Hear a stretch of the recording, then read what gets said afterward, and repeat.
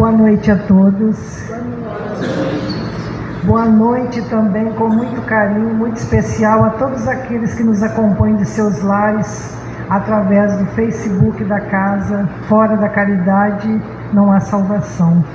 Que possamos, nesses instantes, então, nos unir em pensamento com todos aqueles encarnados e desencarnados que conosco comungam desse momento de aprendizado, desse momento que é sempre uma alegria renovada nós estarmos aqui nesta casa para lembrar de Jesus, para lembrar do seu Evangelho de luz. Então que possamos todos sermos envolvidos nessas energias salutares desse ambiente que é tão preparado com muito carinho pelos nossos amigos da espiritualidade maior.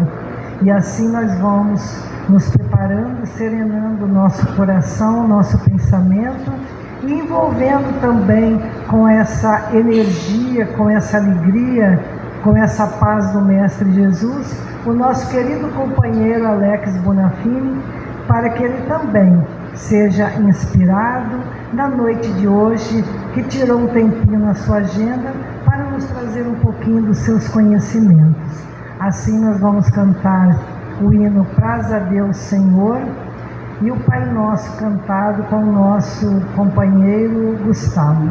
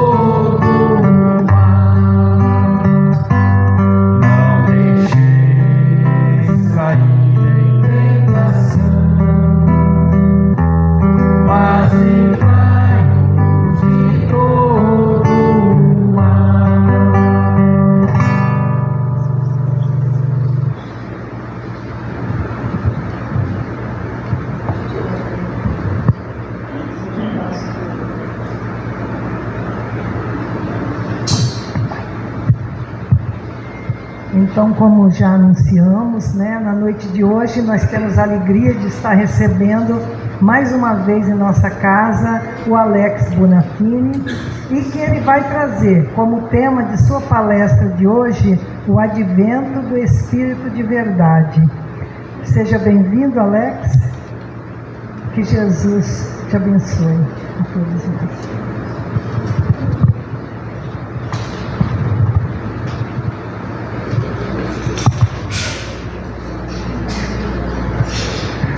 Boa noite a todos. Que a paz de Jesus seja conosco. Boa noite aos amigos virtuais que estão conosco nesta noite também. Esta palestra ela se refere ao mês de outubro, que para os espíritas é o mês espírita. Então por isso que eu trago esse tema na data de hoje, e que é bem interessante as informações que eu vou trazer aqui. Consta que no ano de 1966 nós vemos a figura do bispo da igreja anglicana, James Pike, fazendo a pregação na sua igreja. Esse bispo, muitas pessoas não fazem ideia que ele existiu, mas ele foi o primeiro religioso a ter um programa religioso pela televisão, passando de costa a costa nos Estados Unidos. Ele inaugurou essa novidade que tinha na televisão dos programas de cunho religioso. E ele era um homem que tinha uma mente muito aberta, muito liberal para todos os assuntos, não tinha preconceito de nada. Então as suas palestras, as suas pregações, elas estavam à frente do seu tempo. ele era um homem formidável, fora do comum, um homem cristão verdadeiramente falando. No entanto, nessa tarde de 1966 em que ele pregava, no final da pregação ele recebe um telegrama. Os que são mais velhos aqui sabem o que é um telegrama, porque hoje não se faz a mínima ideia do que é um telegrama, mas era a comunicação mais rápida que tinha e era caro, então tinha que ser seco. Agora, olhem a notícia que ele recebeu no final da pregação dele: venha para Nova York que seu filho Jim se suicidou. É uma ótima notícia, né? Para receber um telegrama. E ele ficou chocado. Pegou o bilhete, engoliu seco, foi junto com o assistente para trás, para o local reservado, chorou bastante e falou: como eu vou falar para minha esposa agora? Que é difícil, né? Quando acontece uma fatalidade dessa, tem muitas pessoas envolvidas. E a responsabilidade do homem de bem, daquele que tem Jesus no coração, é saber superar essas dificuldades para que aqueles que não têm a mesma fortaleza que ele possam se postar nessa pessoa, nos seus ombros. Ou seja, nós cristãos praticantes, nós temos que ter as costas largas para os problemas, para as dificuldades. É assim que funciona. E ele, antes de conversar com a esposa, ele começou a pensar por que aquilo tinha acontecido. Que sempre que acontece uma calamidade, um problema, uma tragédia, a primeira coisa que se pensa é o que eu deixei de fazer. Principalmente os pais. O que nós deixamos de fazer, onde erramos. Sempre pensamos nisso. E ele foi com essa cabeça atormentada, buscou a esposa, conversou com jeito com ela, relatou o que tinha ocorrido. Ela chorou, ficou muito transtornada com aquela situação. E eles ainda têm que fazer uma viagem, porque eles estavam na Califórnia. Eles tinham que fazer a viagem até Nova York para reconhecer o corpo do filho, que estava no IML, para então propiciar, né, o traslado para o enterro dele lá na Califórnia. Foi uma situação muito difícil, porque eles estavam em São Francisco. Fizeram a viagem e lá chegando, entraram no IML, aquela situação, reconheceram, era o filho, mas assim, quando ele viu o corpo do filho, foi assim, mais trágico ainda. E é nesses momentos em que nós damos testemunho de nossa fé e devemos decidir se a fé que estamos trabalhando, que estamos participando, ou que colocamos como a nossa crença pessoal, se ela atende aos nossos anseios e às nossas dificuldades. Porque uma coisa é você escolher a sua fé sem ter problema nenhum. A dificuldade estará se aquela fé que você abraçou vai atender aos seus anseios, suas dores, suas frustrações. Concordo com as convicções da minha fé? Concordo com os preceitos? Com os dogmas da minha fé? Porque se a gente não concorda, a gente deve buscar uma que a gente concorde. Porque é no momento dos testemunhos difíceis que a estrutura daquela fé vai te sustentar. E se você não crê, ou crê mais ou menos, que é a mesma coisa, não é? É aí que a dificuldade vem. E quando eu falo que crê mais ou menos, uma coisa que não crê, se nós olharmos no Velho Testamento, acho que está em Deuteronômio, está lá uma passagem que ela é um tanto quanto forte. Diz assim, que Deus vomitará os mornos. Deus vomitará os mornos. Está no Velho Testamento. Porque ou você é quente, ou você é frio. Nunca morre. Então a gente tem que decidir. É o que Jesus falava. Seja o seu falar sim, sim, não, não. E era o momento de testemunho do bispo James Pai. O testemunho difícil. Aí ele começou a relembrar que 4 anos atrás, o filho, Jim, estava no acampamento e tarde da noite o chefe do acampamento liga na casa dele para falar que o filho estava transtornado para ir buscá-lo, que o menino tinha ingerido droga. Ele falou, poxa, o Jim, família de religioso, ele é um pai espetacular, uma mãe espetacular. Ele fez uma viagem, era longe do lugar onde estava tendo acampamento. Chegou, o filho estava até abobalhado e inconsciente. Tinha usado maconha, só maconha. Teve que escutar o chefe do acampamento falando que era um mau exemplo, que a dificuldade, os problemas que ele ocasionou, foi um constrangimento, uma situação vexatória. Aí ele pegou o filho com muita docilidade, colocou no banco do carro e fez a viagem de volta. No meio do caminho, o menino voltou à consciência, acabou o efeito do entorpecente. Ele virou e falou, por quê, Dito? Por quê? É o que nós perguntamos. Quando o filho se perde, por quê? E ele disse, não, pai, eu não sou viciado, o senhor pode ficar tranquilo. É que os amigos trouxeram a droga e quis utilizar, e como eu era novatão, eu acabei ficando perdido. Mas pode ficar tranquilo que eu não sou viciado. O mais interessante é que os pais têm que acreditar na mentira dos filhos, mas os filhos acreditam na verdade dos pais. E nós, pais, temos que ficar atentos. Não basta acreditar na palavra do filho, porque o filho, para encobrir uma mentira, ele vai contar outra, para se livrar disso. Faz parte da situação. Então você tem que ficar de olho, sentir com o coração, observar mudanças de atitude. Filho está muito solitário, preso no quarto, está socialmente, ele não tem relações. Se os olhos ficam marejados, vermelhos, usa óculos escuros constantemente, está com aquela roupa de frio no meio de um calor escaldante, porque as drogas fazem com que a parte termal do nosso corpo não regule muito bem, então a pessoa sente frio quando está calor e calor quando está frio. Então tem um monte de fenômeno que o pai e a mãe têm que observar. Tem algum problema? Tem que conversar. Ah, não está bom, não está bom. É uma omissão nossa. Nós como pais não podemos ser omissos. Nós temos que observar, está acontecendo algum problema, descobrir o que está acontecendo, antes que o mal piore. Mas ele confiou no filho, foi passando o tempo, o menino foi perdendo a socialização, foi se retraindo, não saía do quarto, que é outra coisa que eu acho absurdo, né?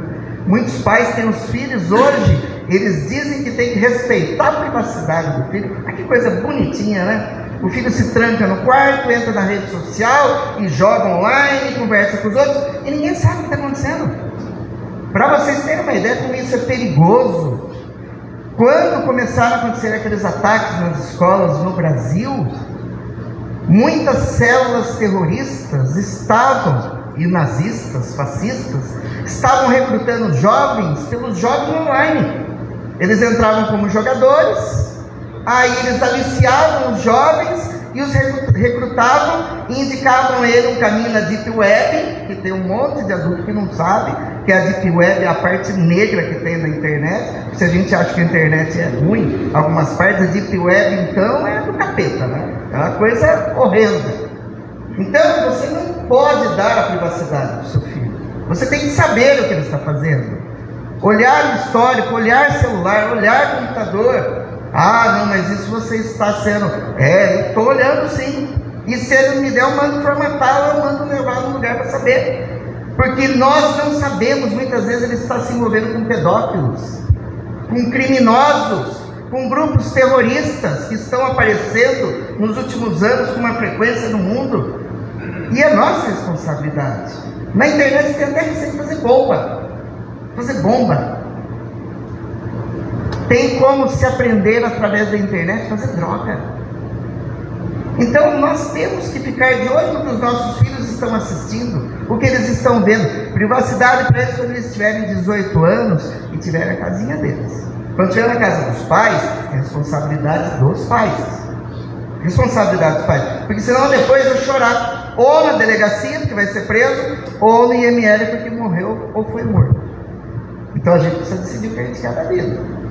Essa é a realidade que nós precisamos. Por mais que demos uma boa educação, nós sabemos que o Espírito traz suas tendências e reencarnações anteriores. E se nós não formos capazes de podar os brotos daninhos na sua infância, nós teremos que colher a rebeldia, o desencaminhamento e muitas outras situações. Por isso que é muito sério o trabalho de pai e mãe. E a espiritualização, trazer o filho para a casa espírita, fazer evangelho em casa, trazer Jesus para os nossos filhos, é primordial. Ah, ele não quer participar do evangelho. Obrigue-o. Obrigue-o. Ah, ele não quer, vai com cara feia, até começar a gostar. A vida é assim, nós somos pais. Nós podemos pedir permissão para o filho, nem querer ser muito amigão do filho. Os amigos passam a mão na cabeça e deixam o filho fazer o que quer. Se ele for pular num penhasco, eles vão dar risada. Se ele for usar droga, eles vão dar apoio. O pai e a mãe não pode ser dele. Ele tem que ser aquele último, em que o filho talvez até desgoste, mas é o que vai salvar a vida do filho. Então você precisa decidir, você quer ser pai ou você quer ser amigo do seu filho? É isso que nós precisamos decidir nessa vida. E o bispo quis ser amigo do filho dele. Quando ele foi ver, o filho já estava vendendo droga, metanfetamina. Ele estava viciado em metanfetamina. E começou a vender, porque ele não tinha de onde tirar o dinheiro. E é um círculo vicioso, né? Você furta e entra na vida do crime para poder sanar o seu vício. Ou o que você faz? Você começa a vender droga.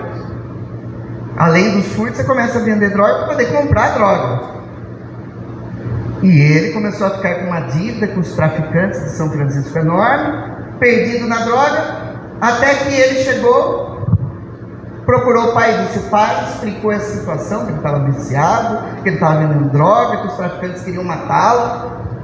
Aí o pai ficou desesperado com a esposa, decidiram se mudar para a Inglaterra, ir para Londres, para o menino fazer uma desintoxicação, e para depois eles poderem voltar para São Francisco se fosse o caso, porque evitava que o filho morresse pelos traficantes, e ele desintoxicava, também salvava o filho. Ótimo. Pegou, tirou uma licença, foi para Londres, ia pregar na igreja anglicana de Londres. Foram para um apartamento. Lá ficaram, o menino fez o tratamento durante 6 meses. 6 meses. O pai acompanhando, um tratamento muito sério, muito bacana, tal. Quando o menino recebeu alta, eles decidiram voltar para a América. Só que o menino, aí eles erraram. Porque o menino falou: eu não quero ir para São Francisco, eu quero ir para Nova York. Quero fazer jornalismo. Então eu quero morar lá, fazer jornalismo. Ele falou, o pai de novo acreditou: você está bem? Você está firme? Estou bem, estou ótimo. Então pode ir que nós vamos para São Francisco, que eles tinham compromisso. E foram para São Francisco e o menino para Nova York. Menino, homem, né? Apesar que a gente sabe que a adolescência tem 3 períodos, né? A pré-adolescência, a adolescência, por assim dizer, a adolescência tardia, né? Antigamente a adolescência tardia, por causa da nossa maturidade, geração X, geração Y, e a adolescência tardia até os 16, 17 anos. Hoje os especialistas dizem que a adolescência tardia vai até os 22 anos. Culpa nossa, dos pais, não é das crianças. porque nós não estamos amadurecendo nossos filhos. É por isso que você vê um monte de filho aí que não arranja emprego, mora até os 40 anos na casa dos pais e não tem independência, porque não foi lhes dada a possibilidade de amadurecer e de se tornarem homens e mulheres. Continuam os filhinhos da mamãe. Aí nós vemos uma geração de filhos numa situação muito complicada, né? Então a responsabilidade é nossa como pais, fazê-los crescer e entender que eles não são nossos filhos, eles são nossos filhos e os criamos para a vida. Por isso nós precisamos dar valores, educação moral e emocional, porque os nossos jovens são muito inteligentes, mas emocionalmente têm a idade mental de 3, 4 anos, não conseguem sustentar nada. E quando os pais deixam de educar moral e emocionalmente seus filhos, os estão abortando afetivamente. Então a gente tem que tomar muito cuidado com isso. O filho voltou para Nova York, ele foi para São Francisco, até que aconteceu dele se suicidar. E o bispo começou a questionar sua fé. É lógico, né? A primeira coisa que acontece quando é uma tragédia é questionar sua fé. Apesar dele ter os seus conceitos, não crer como a igreja acreditava, ele não conseguia acreditar na virgindade de Maria, como a igreja criou isso através de um dogma, num concílio, esse fato, porque era necessário que Maria fosse virgem, fosse fecundada por um Deus para nascer um semideus. Era como naquela época os semideuses eram criados, por uma mulher virgem fecundada por um Deus, que foi a história de Jesus. Os semideuses do passado era assim que tinham que nascer. Então eles precisavam criar em concílios uma história para que isso acontecesse. Então ele sabia disso. Qualquer um que estude um pouquinho de história sabe disso que eu estou falando. É que a gente espera que os outros contem para a gente não pesquisa, né? Então a gente deveria saber. Ele também não acreditava nessa história de céu e inferno para ele, mas ele pregava. Era da crença dele, mas ele achava muito radical um céu e um inferno, que é uma história muito retrógrada, muito difícil, e também uma história de você trazer a pessoa para a fé através do medo, não do amor. Então ele tinha esses pensamentos. Para vocês terem uma ideia, ele aceitava na sua igreja o público LGBTQI+. Naquela época, nos anos 60. Hoje tem gente que não aceita nem na casa espírita. Se entra um trans, a pessoa olha torto, porque nós somos maravilhosos, né? Imagina ter preconceito. Espírita, cristão, é assim, só Deus sabe. Deveríamos ser, mas não somos. E o nosso país é um país dos mais homofóbicos e racistas que tem no mundo. A gente tem que tomar muito cuidado. Ou nós somos espíritas, cristãos, ou nós não somos. Nós não somos. É necessário ver isso. E ele começou a questionar sua fé, porque ele pensou: pera um pouco, meu filho vai para o céu. Se de fato existir um céu, não, ele não tem mérito para ir para o céu, porque ele tirou a própria vida. Ele infringiu a lei mais dura de Deus, que é tirar a própria vida. Mas será que ele vai para o inferno? Era um jovem, ele se perdeu. Olha que situação difícil, um pai aceitar que o filho vai para o inferno, porque ele não tinha forças morais, resistência emocional para superar uma dificuldade, porque nunca, um exemplo, algo que eu vou falar para todos, a drogadição, quando alguém se vicia, nunca é o problema primário, nunca é o problema primário a droga, é o problema secundário. Por detrás da drogadição existe um problema emocional gravíssimo, que não foi tratado a tempo, que ninguém conversou, uma depressão, sempre tem um transtorno gravíssimo. A drogadição é secundária, nunca é primário. É que nós não percebemos, até que se suicide, até que se drogue, se perca na droga, até que caia na vida do crime. Porque nós temos que perceber, nós temos. E aconteceu essa situação, ele não se conformava, começou a questionar sua fé, e ele precisava de um tempo para pensar, e resolveu de novo tirar uma licença da igreja e ir para Londres. Ele falou: eu preciso ir para acertar minha cabeça. Deve estar todo mundo se perguntando o que tem a ver isso com o mês espírita, né? Vocês vão entender. É fantástica essa história. A igreja, por uma coincidência, coloca James Park, a esposa, um assistente dele de bairro, a senhorita Belbruto, sua assistente, no mesmo apartamento que eles estiveram quando o menino foi fazer a descontaminação. Nossa, ele falou, puxa, o mesmo apartamento. Entraram, que parece que a coisa, né, horrível, no mesmo lugar. Ele entrou no apartamento e ele lembrava do filho, ele escutava a risada do filho. Lembrava das músicas dos Beatles que o menino adorava. Parecia que ele escutava música no apartamento. Imagina, chocante que foi para o pai. Parece que foi uma crueldade, né? Mas tudo tem a mão de Deus. Colocaram, guardaram as roupas, ele foi para uma pregação, voltaram tarde, dormiram, acordaram no outro dia. É aí que começa a porta a torcer o rabo. Ele levanta para o café da manhã quando vê na sala cartões postais fazendo um ângulo de 90 graus. Opa, o que esses cartões postais estão fazendo aqui no chão? Fazendo esse ângulo. Foi perguntar para o empregado, eu nem sabia que tinha esses cartões postais aqui. Ele resolveu ver os cartões, era do Jim para ele, para a mãe. O Jim, quando estava fazendo a desintoxicação, ele tinha mania de fazer cartões postais, escrever cartões postais, quando fosse visitar o local. E ele queria falar para os pais que ele não estava aguentando, que não estava resolvendo. Então ele escrevia, mas não mandava para o pai, não entregava para o pai o cartão postal.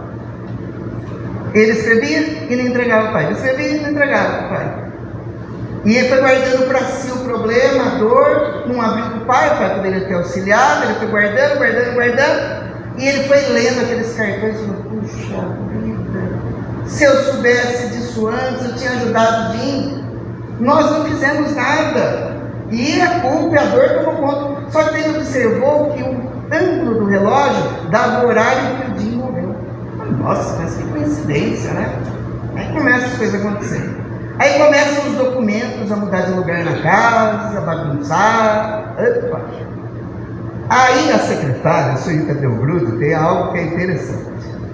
Ela era uma mulher de meia idade e ela gostava de usar franjinha. A gente sabe que as mulheres usam franjinha para ganhar pelo menos uns 10 anos. Né?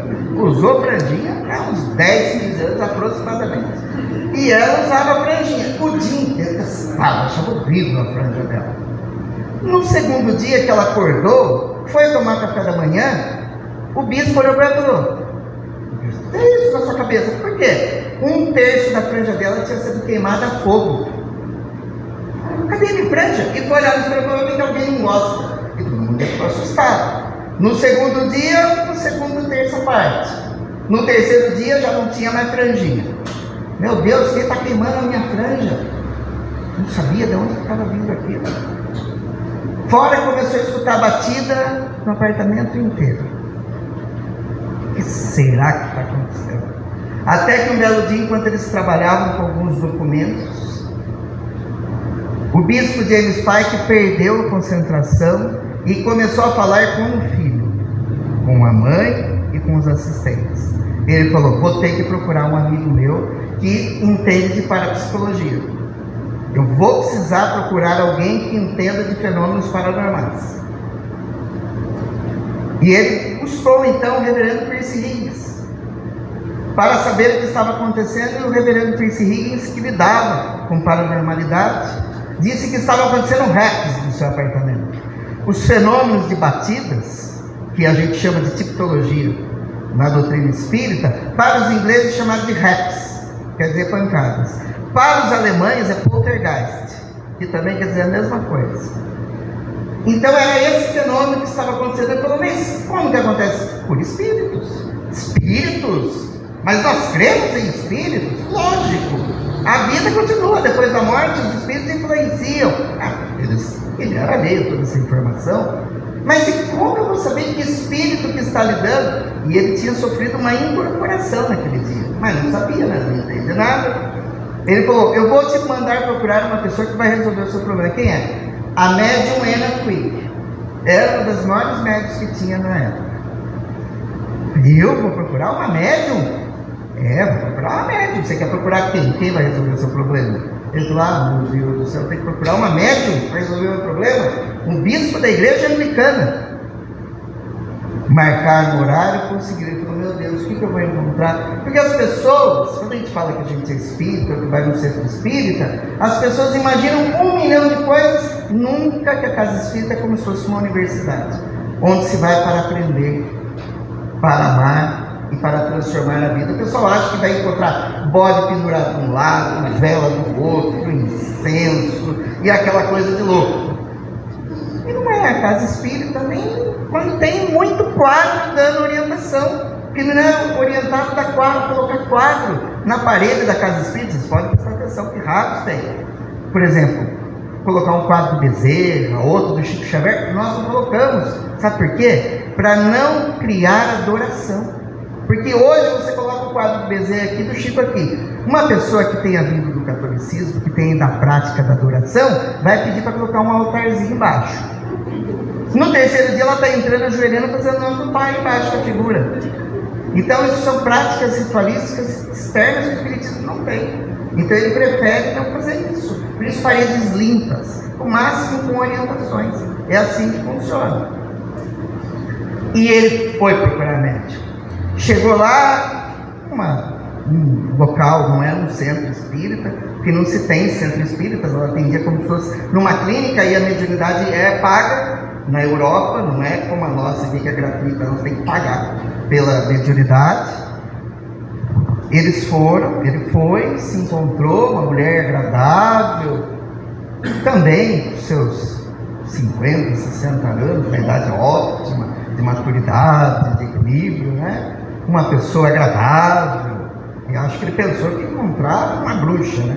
E encontrou uma mulher agradável, bem vestida, equilibrada. É como nós médios somos totalmente equilibrados, né? Se a gente vai no casamento, a gente chora mais do que a noiva, né? Se a gente vai no velório, a gente sofre mais do que a viúva, né? Então assim vai. Mas ela era equilibrada, brincadeira, lógico. E ele começou a conversar com ela falou, tudo bem, vamos ver o que está acontecendo. Ele falou, eu quero que o senhor se concentre e pense um pouquinho em Jesus. Ele, bem. De repente, quando ele menos imaginou, o filho começa a falar pela voz da médium, dizendo, papai, é Dinho. Nossa, ele escuta e fala, quem? Sou eu, Dinho, seu filho. E começa a dar detalhes que só o filho sabia das ocasiões. Que é assim que se identifica que a manifestação é verdadeira. O pai começa a se emocionar. E chora. E diz, é você mesmo, meu filho, que isso aqui sou eu, papai. Saiba que eu não me suicidei.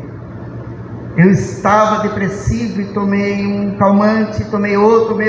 Quando eu vi, nada sanava a dor que tinha dentro de mim e parecia que tinha um buraco. Quando eu vi, perdi a consciência e acabou acontecendo o que aconteceu.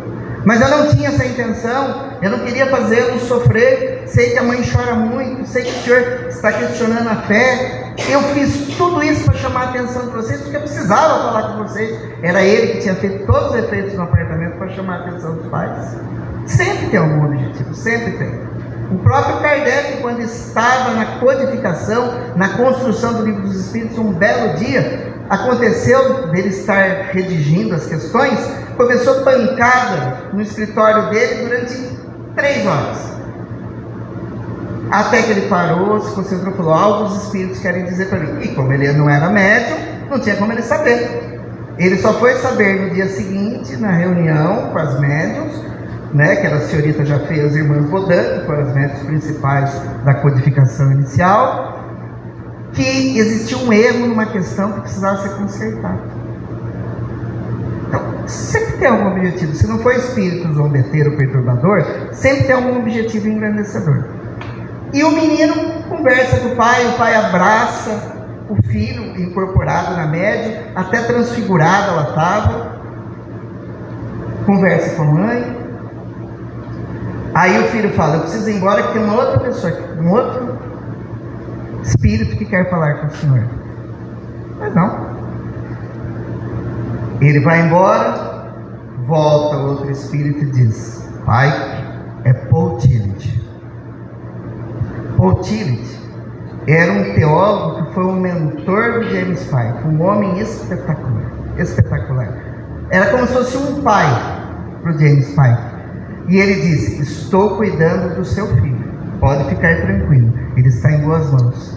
E os dois começaram a falar de teologia, ficaram 1 hora conversando sobre teologia. Dois grandes amigos, um com a visão da vida após a morte e outra com a visão rasa da vida sem a morte, né? Porque a gente acha que ninguém vai morrer, né? A gente acha que nós viveremos eternamente. E não vamos viver, né? Porque a morte é inevitável. E conversaram. Daquela conversa acendeu uma chama dentro do bispo James Pike, que ele disse: vou contar para todo mundo o que está acontecendo aqui, vou falar essa revelação para todos. Ele tinha um programa de TV de costa a costa, quem mais poderia fazer isso? O que você acha? Ele falou assim: acho que você será perseguido, que as pessoas vão jogar muitas pedradas em você, mas ele tem que lembrar do detalhe, né? Conhecereis a verdade, ela vos libertará, como foi o que Jesus disse. Então vá com fé que nós estaremos com você. E ele foi decidido a contar a verdade para o mundo a respeito da manifestação espiritual, a respeito da vida após a morte, totalmente contrário do que ele pregava. Foi no programa dele, conversou, explicou, falou os relatos de tudo que aconteceu com ele, levou médiuns, levou ele a Twigg no programa dele, levou médiuns americanos no programa dele, Arthur Ford, George Desley, médiuns excepcionais, e que inclusive receberam um filho no programa. Imagina, a igreja ficou felicíssima, né? Ótimo, adorou isso acontecer. Até que em 1968 ele decide escrever um livro contando tudo isso, que foi um best-seller chamado The Other Side, o outro lado. Um livro impactante em que ele trazia todas as revelações, os pormenores do suicídio do filho e tudo que era importante para mudar a vida das pessoas. Ele era espírita sem o saber, que é o que Kardec fala no livro dos médios, que existem os espíritas sem o saber, os espíritas naturais. Nascem espíritas, mas não sabem, porque a sua aceitação foi fantástica. Assim como Paulo de Tarso, quando Jesus o cegou e ele se converteu automaticamente. Foi da mesma forma. Mas a igreja não gostou do que ele fez, né? E começou a podar as asinhas dele, até que o afastaram definitivamente. Em 1969 ele decide ir para Israel para um congresso. Lá pega um jipe, vai passear no deserto e não volta mais. Ninguém acha nem o seu corpo nem o jipe. Aí o que acontece? Procuram a médium Anna Twigg e ela indica onde o corpo estaria. Vai o exército no meio do deserto, o jipe tinha caído numa vala e estava lá o corpo e o jipe, do jeito que a médium indicou que tinha acontecido. E termina a história do bispo James Pike e da sua revelação. Agora eu pergunto a todos aqui: se ele fez tudo isso sem ser espírita, sem conhecer os preceitos básicos da doutrina espírita, imaginemos o que ele não poderia fazer se ele fosse espírita. Se ele conhecesse tudo que o espiritismo nos dá, nos propicia, e nós preguiçosamente nos aliamos de aprender, deixamos de lado indolentes que somos e não procuramos aprender, porque a gente acha que basta vir no centro espírita, receber paz, assistir uma palestra, está resolvido. Já sei, já vou para o reino dos céus. Não vai. Outro dia, de um espírita frustrado se manifestou no trabalho mediúnico que eu dirijo, e ele falou: o que vocês estão fazendo é pouco, é insuficiente, não acho que está bom, é insuficiente, façam mais. E ele falava com dor no coração, porque ele tinha falhado, porque a gente acha que nós, né, somos a cereja do bolo, que somos celebridades. Não somos nada. Não somos nada, estamos trabalhando para reparar as faltas do passado, para dar um aspecto da vida diferente para as pessoas terem esperança, inclusive nós. Esperança no porvir, ter uma visão diferente do mundo, ficar culpando Deus de tudo. Esse é o grande objetivo do Espiritismo.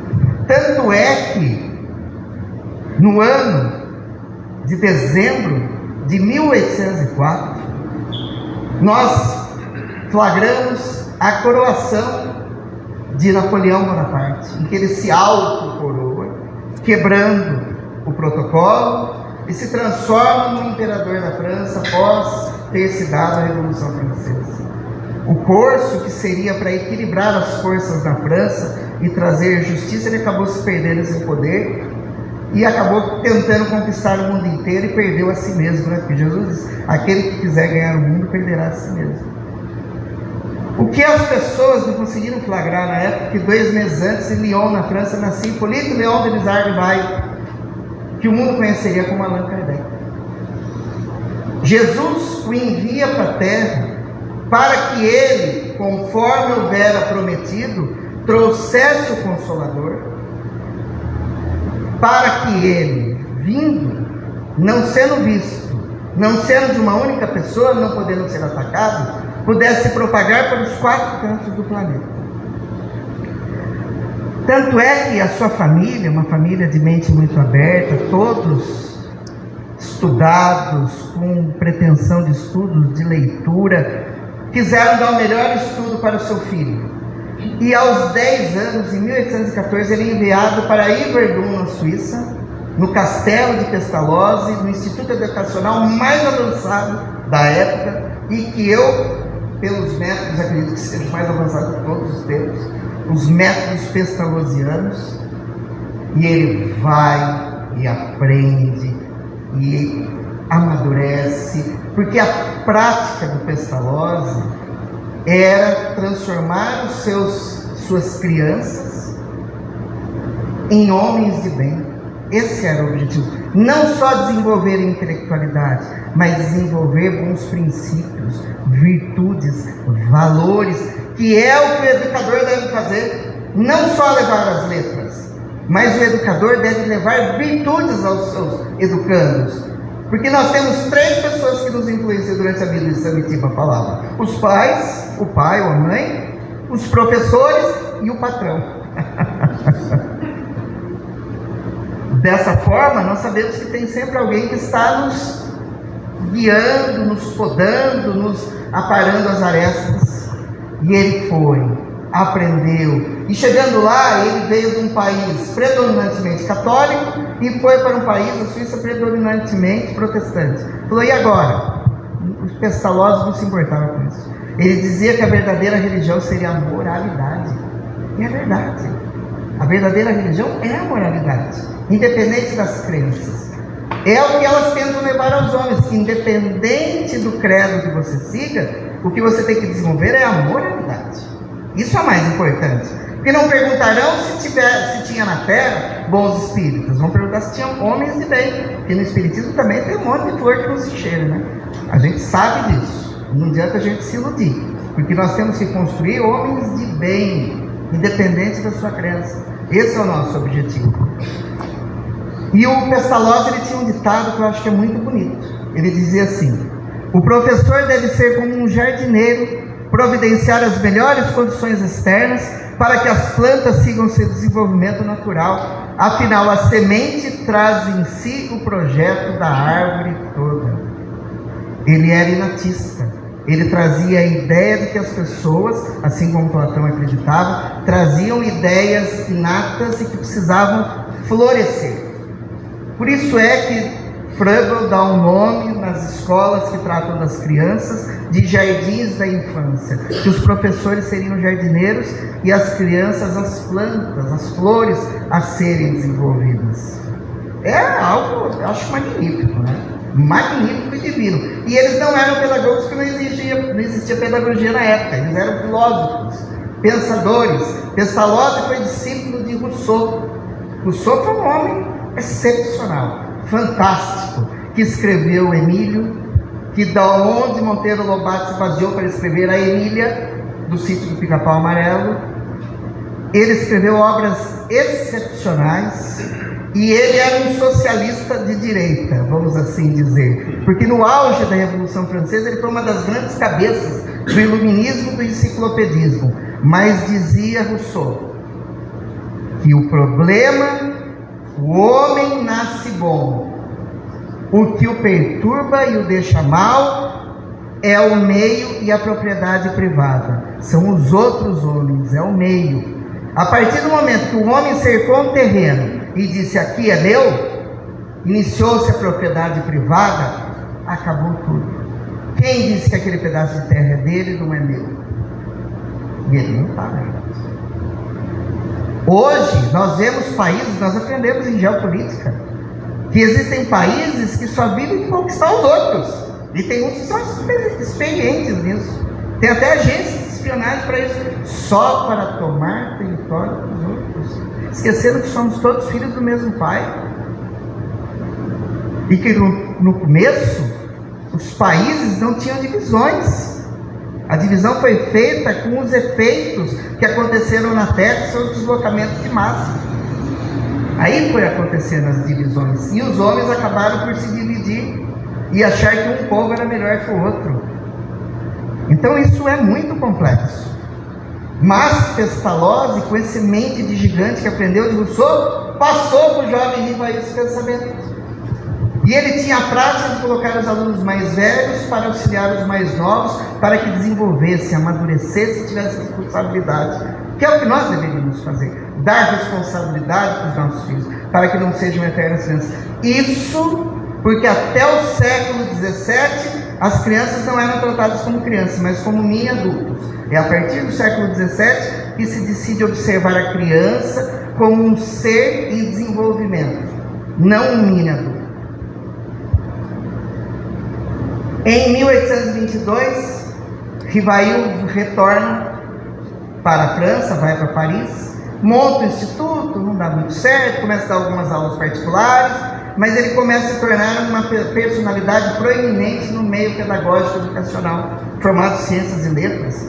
Ele era um cientista, ele era pedagogo, ele era poliglota, traduzia diversas obras para o francês de diversas línguas, membro de sociedades diversas. Escreveu 22 livros pedagógicos. O seu nome hoje, Hippolyte Léon Denisard Rivail, se nós pesquisarmos, está como um dos grandes pedagogos da humanidade. Da humanidade. Ele reformou o sistema educacional na França, tornando público para ir ao encontro das massas desfavorecidas. Ele já tinha esse pensamento social engrandecedor. E também ele conhece o magnetismo. Em 1823 ele começa a participar de sessões de mesmerismo ou magnetismo na sociedade mesmeriana chama magnética, e conhece o magnetismo, que depois os espíritos viriam dizer que o magnetismo e o espiritismo seriam a mesma coisa. E aí é outra coisa que eu fico atordoado na casa espírita. Se ensina tudo na casa espírita, inclusive o passe, mas não se ensina o magnetismo. Ah, mas o passe não, o passe é uma variante do magnetismo, mas existem muitas vertentes do magnetismo. São poucos os que têm conhecimento profundo do magnetismo e dos fluidos, que é um dos capítulos mais difíceis da casa espírita, mais difíceis. Aprender o passe, tem um monte de centro espírita que dá curso miojo de alguns dias lá, e a pessoa já começa a aplicar passe e não entende nada da aplicação. Deveria se ensinar o magnetismo, mas dá trabalho. Eu tenho um livro do Conde Rochefoucauld, um dos grandes magnetistas do passado, tem umas 700 páginas. Eu consegui ler umas 100, de tão difícil, de tantos fenômenos que tinha, que o magnetismo realizava. Até gente extraindo dente sem dor por causa do efeito magnético de um médium de magnetismo. E o Rivail participava disso na época. Era muito comum essas reuniões de magnetismo. Até que começa a pulular no mundo os fenômenos das mesas girantes. Isso em 1848 começou com a família Fox em Hyattsville, nos Estados Unidos. E de lá se propagou para o resto do mundo. Só que as pessoas endinheiradas, a burguesia, nos seus salões caros, se reuniam para que as mesas girassem, eles achavam bonito. As mesas de argósia, que levantavam, abaixavam, perguntavam, ela dava pancada respondendo A, B ou C. Fazia bailados, que é o fenômeno de tictologia, sematologia, como nós chamamos, está exarado no livro dos médiuns. Então as pessoas se deliciavam com esses fenômenos, sem entender o que estava acontecendo, o que tinha por detrás desses fenômenos. Tinha que ter alguém para pensar, poxa, quem está movimentando a mesa? É só um fenômeno magnético? Será que não tem uma inteligência por detrás? Até que, aos 50 anos, olha só como a gente não deve desistir dos nossos sonhos, hein? O Rivail, com 50 anos, foi convidado a conhecer essas reuniões através do Sr. Fortier, que falava: as mesas falam, elas respondem às questões. Aí ele respondeu: no momento em que uma mesa tiver neurônio para pensar e magnetismo para magnetizar, eu poderei acreditar. Então ele não acreditou, porque a pessoa foi estupefata, falando de uma forma, desequilibrada, e ele, um homem de ciência, cético que ele era, não acreditou. Até que em 1855, através do convite do amigo Carlotti, mas depois, ele resolve ir na casa da família Prairie-Maison. Lá ele vê uma grande mesa em que duas crianças de 14 e 16 anos se utilizavam de uma mesinha de vime, uma cestinha de bico de vime, e que nela era fixado um lápis, e elas apoiavam a mão sobre a cestinha saía escrevendo. É a que a gente chama de psicografia indireta. Até que um dia falaram: peguem o lápis ou a caneta direta e façam. Aí nasceu a psicografia, mas eles faziam a psicografia indireta. E escreviam grandes ditados, imagina, 4 mãos escrevendo um ditado, é algo excepcional. E o professor Rivail começou a olhar aquilo lá como um fenômeno impressionante e começou a questionar aqueles que escreviam os ditados. E eles responderam que eram espíritos dos homens que viveram na Terra, que continuavam vivos no mundo espiritual, e foram meses conversando, traçando informações, até que ele sabe que numa outra reencarnação ele foi um sacerdote druida na Gália, lá na França mesmo, e que ele tinha o nome de Allan Kardec, e que ele tinha a missão de trazer o Consolador Prometido. Primeiro ele recebeu essa informação por Zéfiro, depois por espírito que se identificou como espírito de verdade. E ele então começa a fazer, junto com um grupo de pessoas do grupo magnético, intelectuais, um questionário para perguntar aos espíritos. Desse questionário de 570 questões, aos 18 de abril de 1857, vem à tona o Livro dos Espíritos e nasce a doutrina espírita. Mas não foi tão facinho assim como a gente pensa, porque tem algumas curiosidades. Na época ainda tinha resquícios da Inquisição no mundo. E para que um livro fosse editado era necessário passar pelo Index Proibitório Librório. Era o index. Tinha que um padre, um abade, um bispo, quem fosse, assinar e dar que aquele livro podia passar e nil obstant. Teria que estar escrito no livro. Nada ao autor. E o livro dos espíritos do Sr. Allan Kardec, que ele passa a utilizar o pseudônimo, vai na mão do abade Lessanin, que lê profundamente. Olha, lê mais do que muito espírita já lê o livro dos espíritos, hein? Um homem católico, religioso. Ele não só bate o carimbo aprovando a edição do livro, como ele escreve o seguinte comentário: o livro do Sr. Allan Kardec tem tudo que é necessário para que, uma vez entendido e vivido, conduza o indivíduo humano ao reino dos céus. E foi liberado para ser editada essa obra. São coisas que muitas vezes as pessoas não sabem, as dificuldades, mas Deus está por detrás de tudo. Era necessário que a verdade viesse à tona, era necessário que o estrondo viesse junto do trovão da verdade, para que a luz se fizesse sobre a terra. E depois da segunda edição, esse livro de 570 questões passou a ter 1019 questões, numa prática baseada na dialética platônica e socrática, de perguntas e respostas, trazendo a parte filosófica da doutrina. Depois, em 1858, ele decide, em janeiro, iniciar a publicação da Revista Espírita. Revista essa que traz no seu prelúdio dizendo: Revista de Estudos Psicológicos. Não existia psicologia na época. Ele é um dos precursores da psicologia. 14 anos de Revista Espírita. Em junho desse mesmo ano, ele funda o primeiro centro espírita do planeta, a Sociedade Parisiense de Estudos Espíritas. E começa o trabalho com os médiuns, com a inquirição, com questionamento, com as perguntas bem conduzidas. Dessas perguntas bem conduzidas, bem equilibradas, Kardec decide trazer à tona, junto com os outros membros, o Manual dos Evocadores, mas o nome não estava muito bom. Então decide mudar para o Livro dos Médiuns, o maior manual de polimorfia dos fenômenos mediúnicos existentes na face da Terra. E que sabe que eu fico mais embasbacado? Que a maioria dos médiuns que trabalham no centro espírita nunca leram esse livro inteiro. Não conhecem. Pergunta um advogado que fez direito tributário, você não sabe o Código Tributário. Pergunta um advogado criminal, você não sabe o Código Penal. Mas o espírita, o médico, muitas vezes não conhece o livro dos médiuns.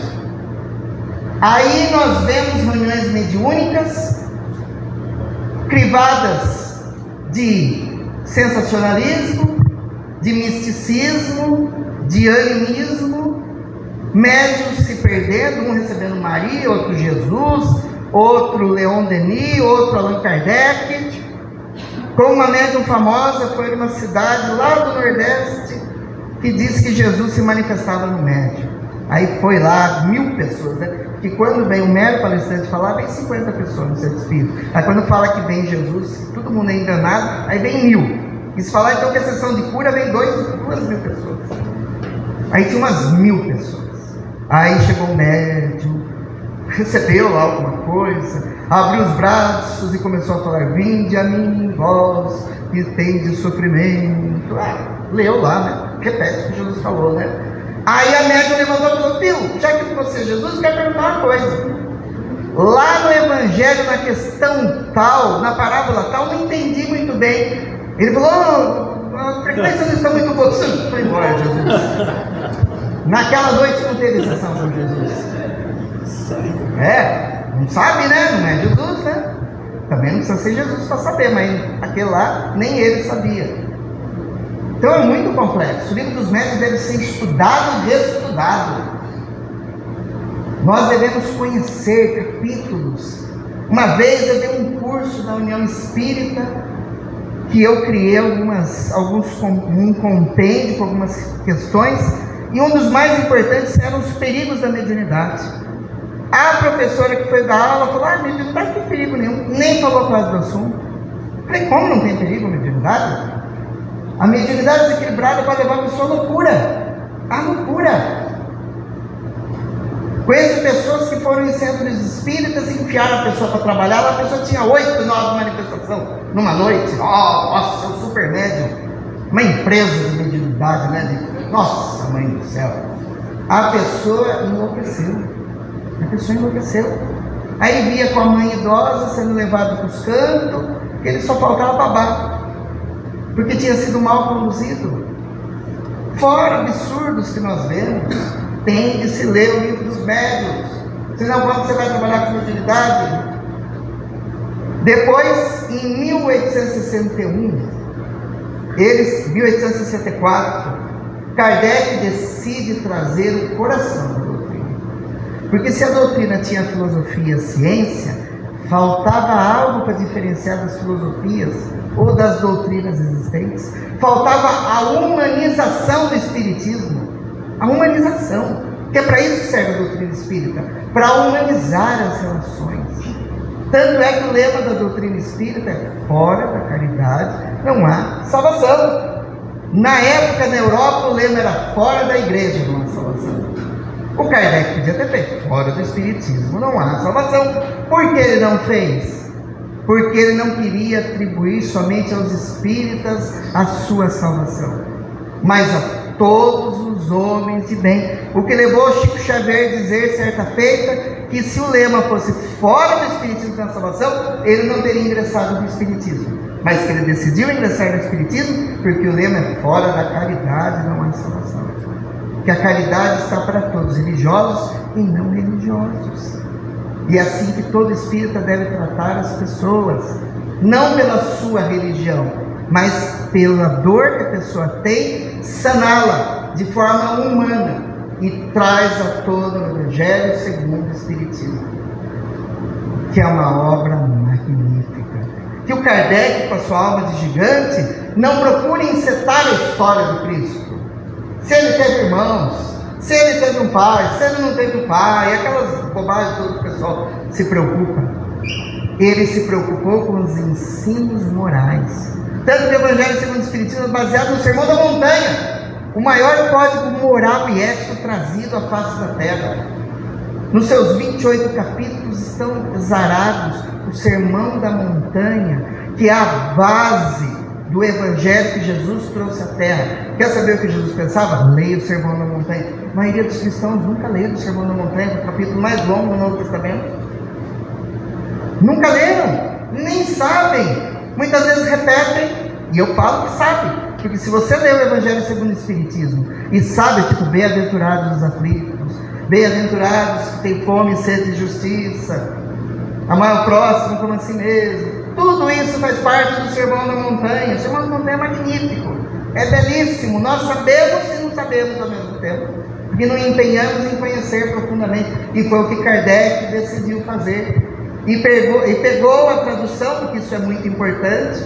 Uma Bíblia foi utilizada para trazer as parábolas, as passagens, da tradução de um filósofo pensador da época chamado Sassi, que era o melhor que tinha na época. Isso é muito importante, porque cada tradutor coloca suas cores na versão. A Bíblia já teve várias vertentes e várias intervenções humanas. Agora, cada tradutor que pegava, colocava suas cores. Então a gente vê o balaio de gato que era.